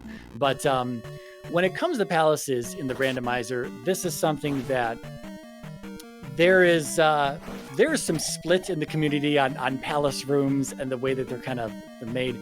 If you look at the randomizer, we've got something called community rooms that were just added in the 4.0 version of the randomizer. And what that does is it adds over 150 new rooms to the game between standard palaces and Great Palace combined. And if you've been running vanilla for an extended period of time and you're very familiar with the vanilla palaces and the vanilla rooms and kind of what you expect from them, it's essentially that, all the bosses are going to be to the right only, and most of the items are going to be to the left. Some of them are to the right in some of the palaces, but most of them are always going to be to the left. And there's some really basic knowledge or basic logic that is in palaces. And then when you throw community rooms into the mix, everything goes out the window. The logic is not entirely out the window, but there you go. Jump is fire. We've got a combined fire spell in this flag set as well. So if we go pick up fire, we'll have the jump spell, but we now have the fire spell by having the jump spell. It's kind of a little quality of life addition that they did with the spells, where fire more often than not is not really a used spell. It comes in handy in some areas, but overall it's not really used. So Dig Shake and the old I don't know how long ago we got a combined fire, but they decided that we're just going to combine fire with another spell, and it's going to be kind of a spell gamble, that little lottery that you can go get fire. If you see it early on, fire might be fairy, fire might be thunder, any of those things. So that would be a really good combination, because the fire spell itself always comes down very low in terms of cost when you get a higher magic level. So if you do have a fire thunder, you can have thunder be at 8 magic points at a higher magic level, and you can just keep fire thundering the entire room and just cut your way through a lot of things. Cool. But coming back to the palace rooms and the community rooms, it really throws a wrench in the spokes of logic when it comes to routing, and that can be kind of annoying. I think to everyone it can be a little annoying. It's nice to have some logic, but I would say that the community rooms do add a lot of variety to the palaces overall. And what they do add is now boss rooms can be attached to an elevator. So whereas before in vanilla, you can only hit a boss room from moving left to right, and now whenever you see an elevator that goes up or down, you should always be checking those elevators as well, because a boss room may be directly attached to the elevator. That's just one additional piece of logic. We don't have flipped boss rooms in the randomizer, though. From what I understand, when you flip a boss room, the logic goes kind of crazy. The game kind of freaks out. So until we truly figure out how to get that into the randomizer, we're never going to see a boss room moving to the left. It's simply just going to be moving to the right or an elevator. And that is also true for item rooms as well now. It can be left can be an item room, right can be an item room, up or down can be an item room. And so all that additional kind of randomness that gets thrown into the palaces, again, if you were like a veteran runner for an extended period of time, it might be a kind of annoying to some of the veteran runners that this craziness and logic has kind of been introduced. And I can understand that, but I started with the 4.0 version of the randomizer. I was a blank slate when I started, so every palace room to me was just simply a palace room, and I just learned them that way. And but again, over 150 rooms have been added between all the palace pools, and some of these rooms are really great. Some of them they kind of mimic the look of a vanilla room, but they all offer brand new, unique challenges, and some of them more so than others. And I think they're great. I love the community rooms.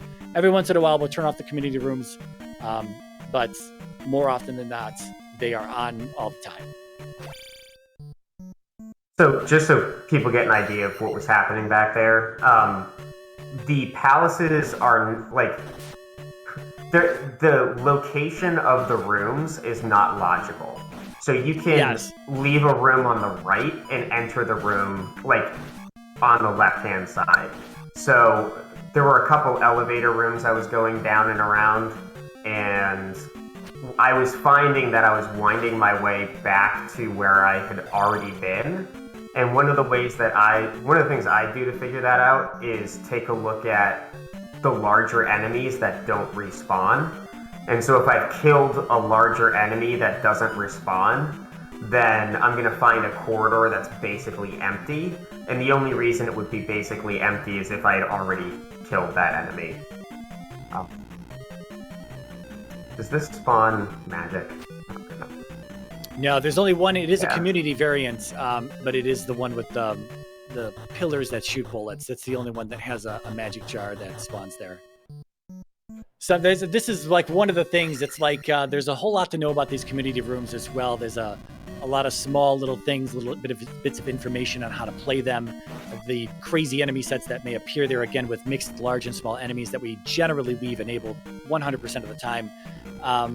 Really changes up the enemy sets that you may find in some of these rooms, and they can be quite difficult. If you do want a fairy, there is one all the way down and to the right. Oh, is there? Yeah, Thank you. I don't know if you have enough for a cast of life. Yeah. And Guma's in here somewhere. Yeah. Thank you. And speaking of community rooms, MiRai, I know you've been working on the GT one specifically. GP one. But MiRai, and I'm sure other people in the community have worked to put kind of a layout of all the different types of community rooms, what they could look like, where they could be, to help you navigate that if you're brand new to them. Yeah, I began putting together a Palace document that shows all of the rooms, both vanilla and the community rooms side by side, kind of broken up into a few different sections and categories. And that document is almost done. It is a very, very large undertaking. It was much larger than I ever thought. And that's the reason why I know there's over 150 new rooms, because I've got them all in a document and I've counted them. And it's just, I couldn't believe it for myself. If anyone had told me that there were this many new rooms, I would have told them that you're crazy. There's got to be, there's maybe half of that. But after I put them all into the document, they're all sitting there side by side. You could just look at them and count them and see that there are a whole lot more community rooms than there are vanilla rooms. So I can see why vanilla runners, they're very used to the vanilla layouts and everything, and they get community rooms to seeing rooms that they've never ever seen before in their life. And hopefully that document should have been finished already, but it is such a large undertaking. It's very hard for me to stay motivated to work on that thing. And it should be done soonish. I did want to get it out before the standard tournament for here in 2022 started up, just because it can be a useful resource. People have asked for such a thing in the past, and such a resource did not exist. And so I just decided to start taking it upon myself to put it together. So, but again, it's taken a very long time. It's a humongous document. So lots of work has gone into that. Very trolly Palace 5, as Palace 5 often is.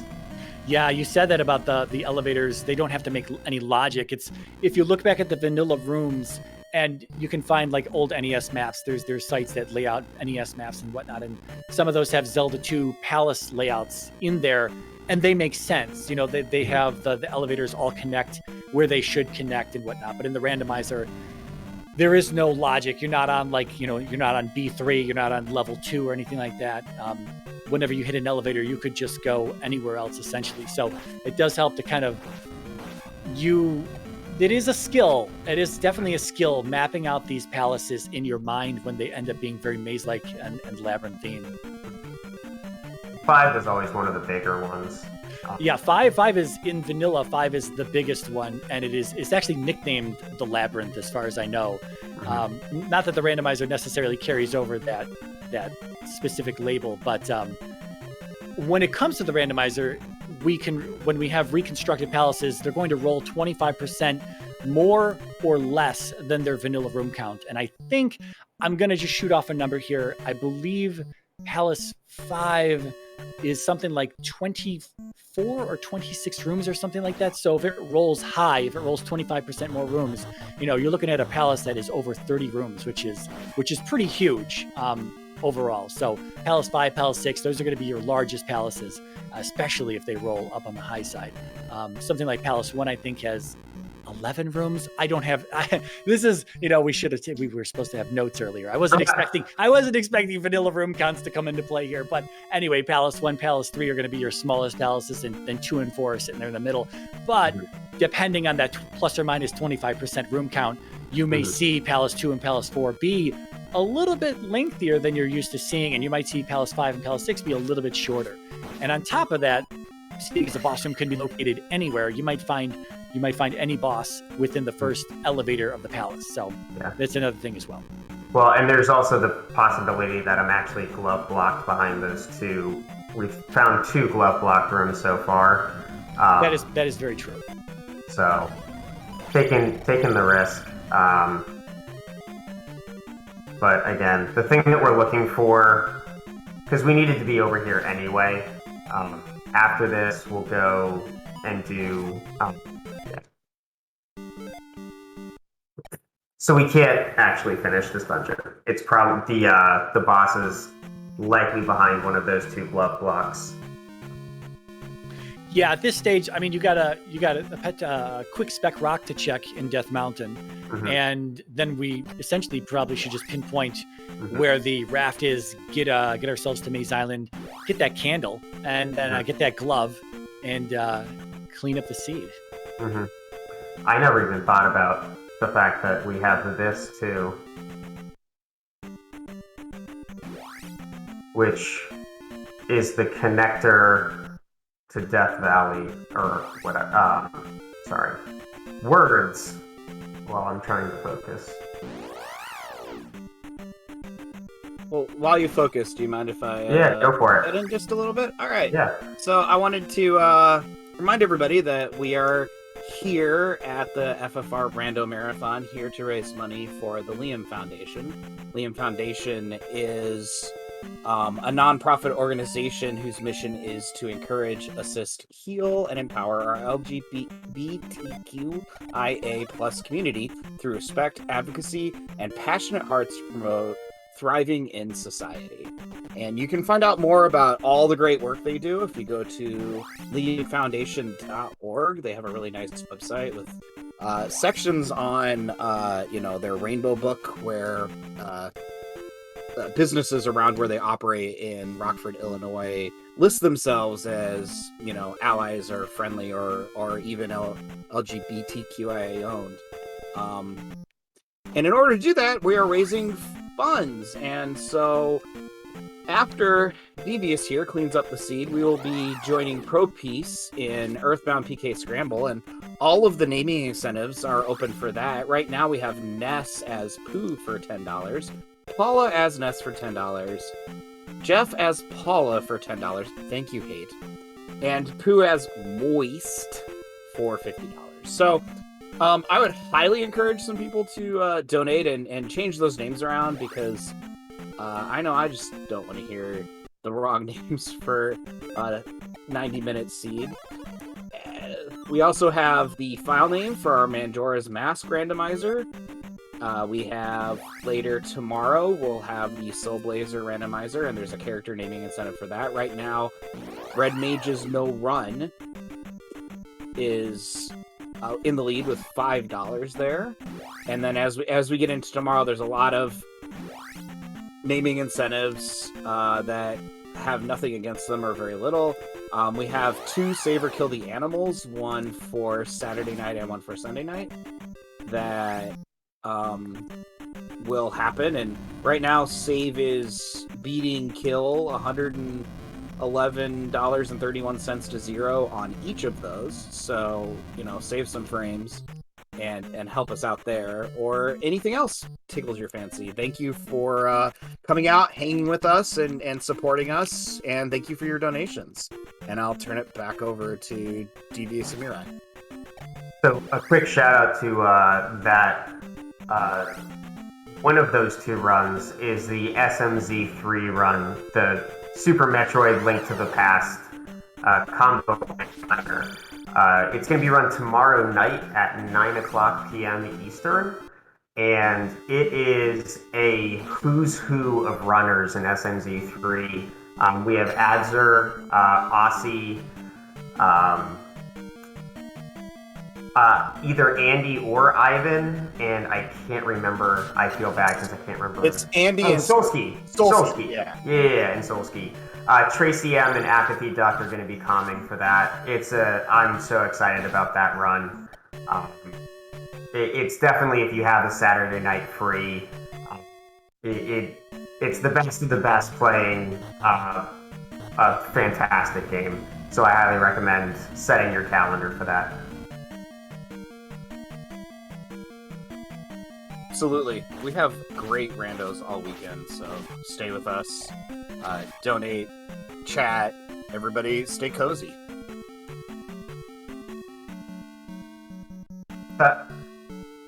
Yay, our palace has a red jump. Have you seen the window yet, Mirai? Because I looked away for a moment when I knew we walked into 3 or 6, but I didn't see if the first room had a window or not. So my answer is no. I don't think we've seen a window yet. Okay, cool. So what we're kind of laughing about here is that when it comes to palace identification, 3 and 6 share the exact same outside. And the only way to tell the difference is once you're inside, you're either going to see a window. So the windows are palace identifiers, or you're going to see the boss. And that's the one thing that does not get randomized in the randomizer are like boss locations. So if we see Barba, the dragon, we know we are in P6. If we see Rebanak, the blue Iron Knuckle who's floating on a blue horse, we know we're in P3. And that's not an item. So there's another elevator that looks identical to that, but it doesn't have the little bump coming out the side. And that is an item room.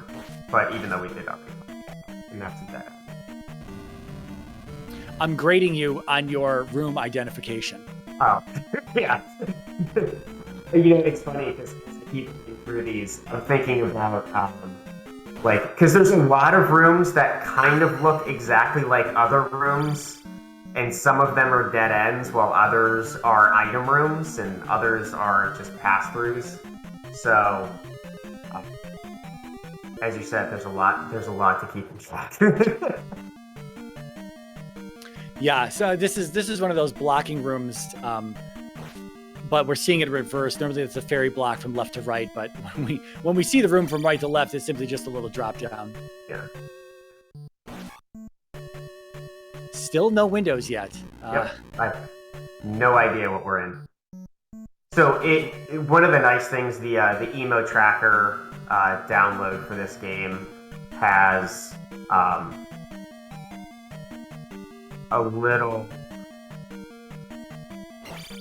key for you. A little concentration there as we do platforming in the triple dripper room. Yep, still nothing. But yeah, there's one of Palace 3 has, it kind of looks like 6 little rectangles for the window, whereas Palace 6 has iron bars that are kind of like prison bars. So that's what we're looking for. Wow. So I feel like it's probably 6 with all of these rooms, but... Yeah, that's entirely possible. Usually when palaces start to feel really long, you can kind of just tell, be like, well, this is probably 6. There's a lot to this place. Mm-hmm. Ooh, this could be a tough room here. We've got this is the room. Anyone who's familiar with vanilla, you might have been looking at some of these community rooms. They're actually copies of Death Mountain room. So this is going to be the Death Mountain room that sits right before Hammer Cave.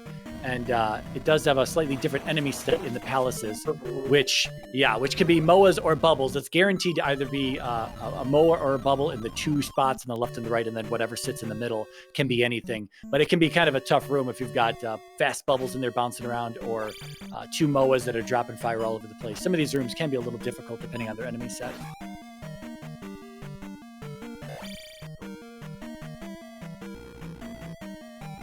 Hey, we're in 6.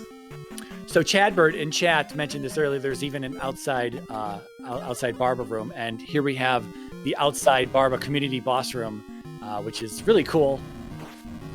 It is only attached to an elevator, so either going up or going down an elevator is going to get to the outside Barba room. And some of these rooms are unique as well from the standpoint of the blocks that they have and the way that you can get around them.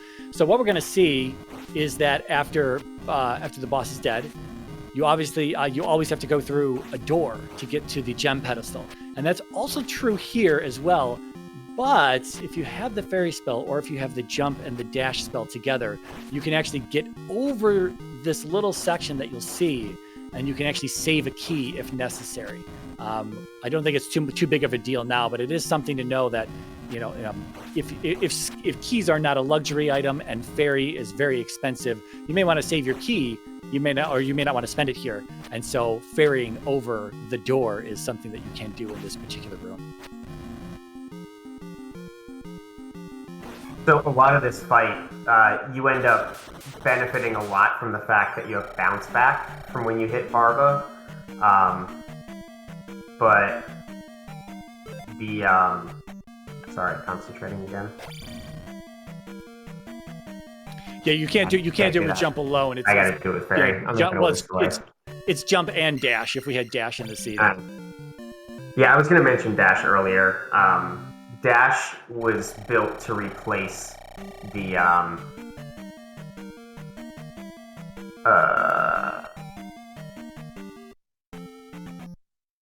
Dash was built to replace the fire spell, so it does what it says it does. It makes you dash.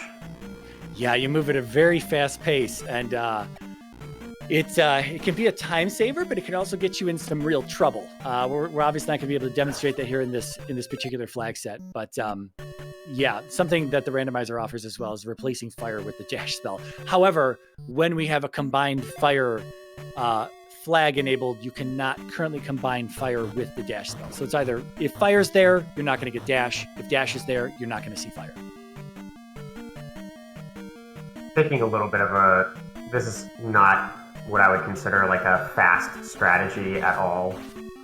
Trying to get this extra attack level, which I should be getting in the next room.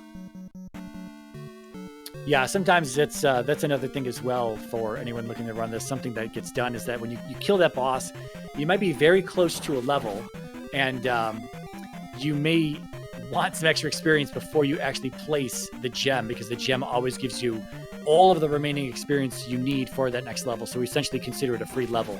So you may want to, if you're trying to double level, you may be just a few experience shy of that one level, get the level, place the gem, get a second level, and then move on. That's one of the strategies that a lot of people try to employ.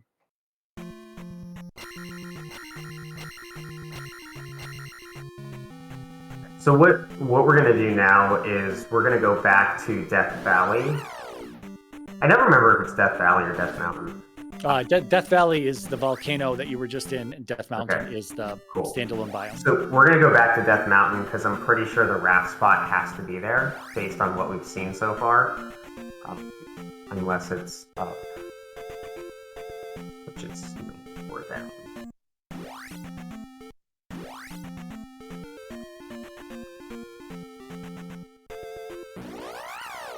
Could actually be down here. Because that should be... Have we been down here? No, I don't think so. Yeah, because this is Reflect. Perfect. Definitely going to need that in this seed here. We've got the full 6 gems to clear, so we have to do P4.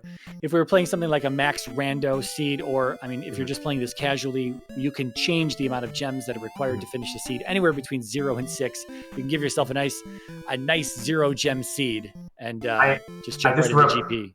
I just want to point out this particular NPC. She's thirsty. She's very thirsty.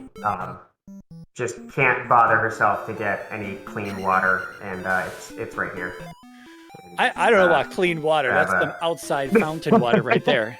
You know what? Maybe that's the thing. It's, hey, you want some bottled water? Sure you do. Here, this has been sitting in a fountain for a week. Well, she can't find the water because it's bacteria-ridden water, and these are brain worms that are in there now. She's completely lost, wandering on the outside of her house here, just saying, "I'm thirsty. I'm thirsty."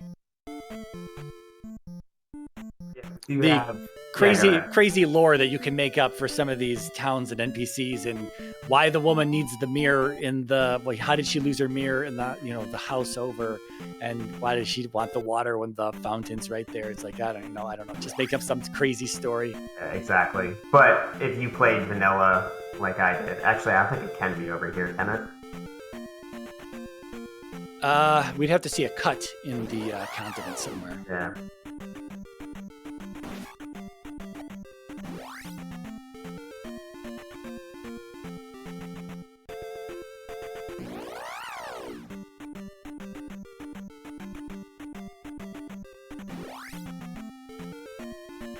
Okay, so this just wrapped all the way around. Okay. So yeah, Death Valley is where we're going. Death Mountain, duh.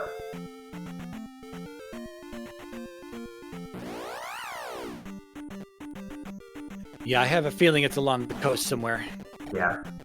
Death Mountain, this is interesting because Death Mountain was almost the full connector hub this time around. Mm-hmm. And that happens. It could have been Maze Island instead of Death Mountain. It could have been the east that has all the connectors. It could have been the west that has all the connectors. That's essentially what the anything goes flag will give you. Mm-hmm. And so we gotta try to make our way to the right side of this to find that wrapped spot. And then once we do, it's pretty much smooth sailing. We know that Palace 3 has to be in Maze Island.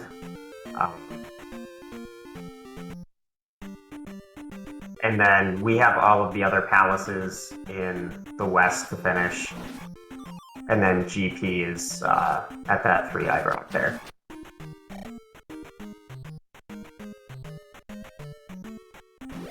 And there she is. Perfect. And we actually do, before I forget, we do need to pick up the 2 items that are here. Or at least one of the 2 items that are here.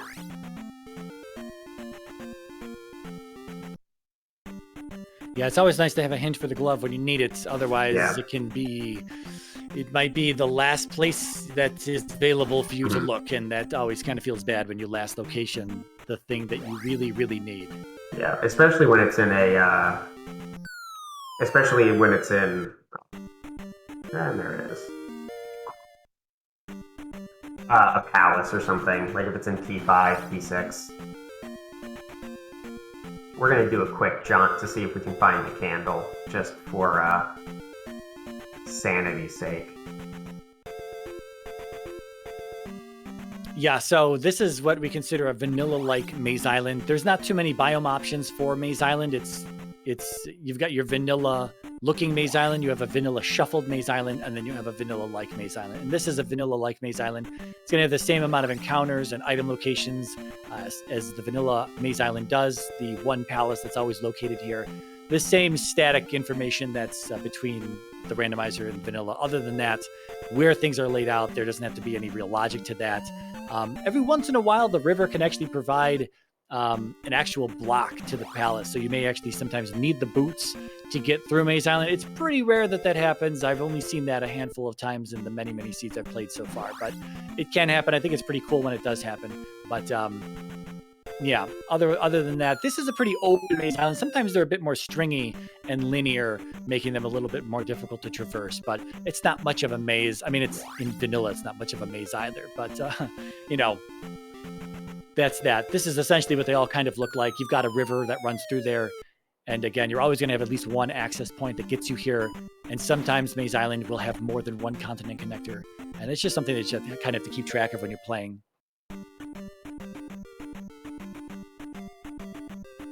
As soon as we leave and come back in, we'll actually be able to see. Yeah, now that we're done with all of the cave diving. All the Dark World.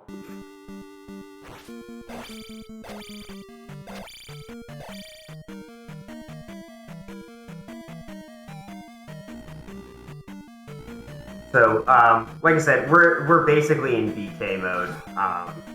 Granted, we could end up needing keys, which we haven't really needed, but it's still a thing. And there's an example of the P3 window that we were looking at over in P6 here.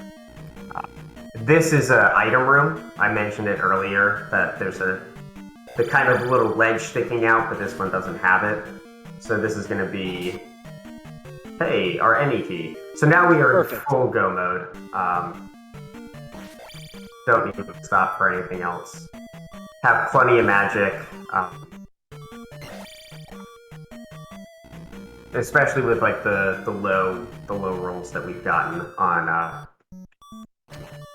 some of these spells. And I do have to mention too, we have actually just crossed our estimate. So I had put in for an hour and 45 for this, but this was a pretty nasty seed. I believe the next run is scheduled for 9:15, is it? Or 9:30? I don't remember. Someone's gonna have to look at the spreadsheet I made planning this. But we might end up having to cut this off a little bit before GP. Just because we want to be sensitive to all the other runners. 9:15. Thanks, Darkmoon. But we'll go for as long as the marathon organizers say. So a couple more minutes here, and we'll see how far we can get. I think I jinxed this early on when we were getting ready for this. Everything was finishing early, and I said, well, I think Z2R can help that along if we get a bad stage. We can realign the schedule if we need to. Realignment success, and here we go. We're at the boss. We'll see if we can get the jackhammer strat. And this is a little bit sprite specific, where you have to line up for this. But it does always have to be on the left side of the screen. As long as you're on the far left side of the screen and you have down stab, you just bounce your way. Over. Yeah, there is a community item room that has a sub-boss added to it. Sometimes it's Horsehead in there, and sometimes it's Rebanak, but the way that it's designed is that it has low ceilings on the left and the right, which means you cannot cheese Rebanak in that particular room. So that's the other here. So we just have to go back to the west. And we'll keep going. Like I said, I'm gonna keep going till the marathon organizers make a decision. They're gonna have to pull the plug on us. Yeah, but I have no hard feelings for it because it's very. So let's walk through this particular room and see what it looks like in the light, since we spent a good half an hour here. And you can see it's a little bit easier to dodge when you can actually see what's happening. And you can also see the impact of the red candle and everything. Just a little bit of payback here before we get going. Yeah, it was just a perfect combination of enemies in here. These bubbles, we call these generators because these are the enemies that just kind of generate over and over again. So something like these flying heads are called Bogos. The bubbles, those two things together, along with a gorilla who's throwing boomerangs at you and a red dire throwing axes at you. Red dire is going to be the worst enemy you could probably run into, unless you run into a gaggle of gorillas that are hanging out together. But yeah, it was just a terrible enemy set there in the beginning, and this, especially in a dark cave, that's going to be a tough one to get through.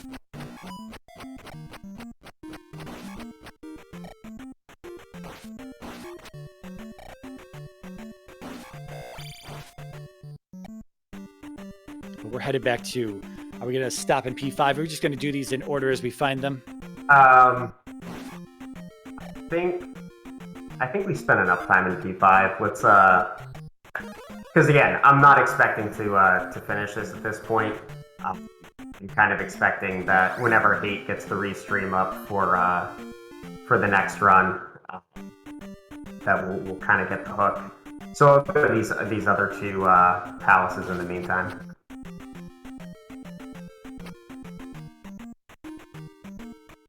And there's a good chance, I feel like with P4 specifically, you typically end up finding the boss almost immediately. That's funny you say that. I sometimes feel the same way, but other times it's not true. There's these weird biases that you have when you play enough seeds. You just always feel like something is that way. And then other times you'll run into the complete opposite and you're like, oh, well, okay, well, I guess it's not always that way. This is such a strange room, having a drop down that looks like an elevator. Yeah, my only gripe is that it does throw off people that think it's an elevator and they're like, where's the elevator? Right. Should I drop into this? What's going to happen? Because if you drop into elevator shafts without an actual elevator in there and they're meant to be an elevator shaft, you can get kicked out of the palace at that point. So it can really deter people from wanting to jump into an elevator-less shaft like that. Yeah. And we saw a dead-end room there, which is why I kind of turned around. And as MiRai mentioned earlier, all of the bosses you have to enter it from the right, heading to the right. So that's why I'm going to be going right at every split that I can find, hopefully getting into that boss room. Yeah, overall, it's the safest bet for routing. Just left is viable. If there are a bunch of elevators off to the left somewhere and the boss is attached to an elevator, but you never know that ahead of time. So it's essentially just you get into a palace and you kind of just have to clear it. And again, I think that's a complaint that some of the older runners have had, is that there was more logic to palaces back in the day, and now that the community rooms are introduced, some of that logic has gone out of the window, and there are so many more rooms to help that are required for you to identify when you're playing through these, that it can seem a little overwhelming when getting used to this. But I'm hoping that palace document that we'll have out soon enough will help with that. And again, just kind of playing the game, and experiencing these rooms and seeing what they're like, and taking small note of the little pieces of them that you can identify very quickly. Know, okay, that's this room. I'm in a loop, and turn around or something like that. Well, and I realized you asked me earlier if there was a statue, if there's a jar in that statue at the bottom of the elevator, and this is the room I was talking about. Really? There is a magic jar there. Yes. Nice. Here we go. This is Helmet Head.